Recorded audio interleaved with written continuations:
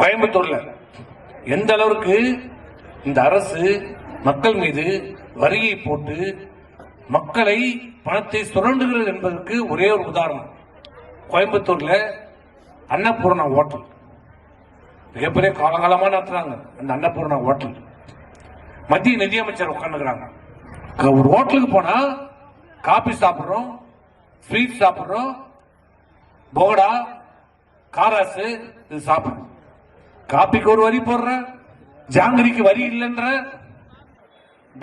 போடாக்கு ஒரு வரின்ற. ஏன்னா கேட்டா வடநாட்டில் இருக்கிறவங்க எல்லாம் நிறைய ஜாங்கிரி ஸ்வீட் சாப்பிடுவானோ, அவனுக்கு வரி இல்லையா?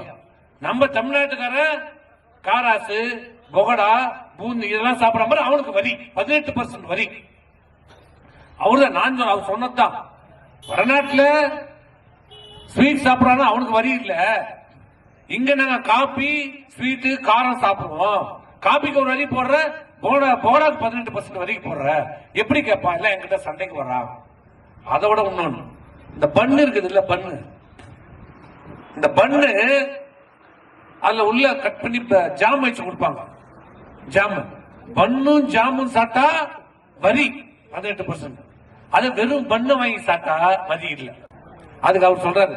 அதனால என்ன பண்றான், வரேன் கடைக்கு வரவன் நீ பண்ண தனியா கொடு, ஜாம தனியா கொடு, நாங்களே தடவி சாப்பிடுறோம். அவன் தடவி கொடுத்தா நீ 18 ரூபாய் தரணும். ஹோட்டலுக்காரன் பண்ணல ஜாம தடவி கொடுத்தா 100 ரூபாய்க்கு நீ பண்ணு சாப்பிட்டு வந்தீங்கன்னா பண்ணு ஜாம 18 ரூபாய் வரி கட்டணும். அதே நீ வாங்கி தடவினா இல்ல, நமக்கு தான் கை இல்லை, நம்ம சும்மா தான் இருக்குது தடைக்கிறோம்.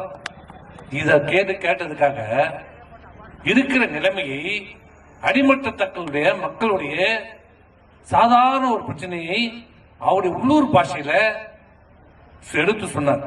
மறுநாள் அந்த அன்னபூர்ணா ஹோட்டலுடைய ஓனரை ரூமுக்கு வர வச்சு நிக்க வைத்து மன்னிப்பு கேட்க வைத்தது.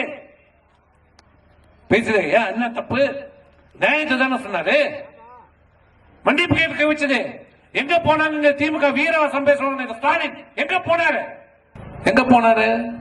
அமெரிக்கால 2 கையை விட்டு அமெரிக்காவுக்கு போனாரு.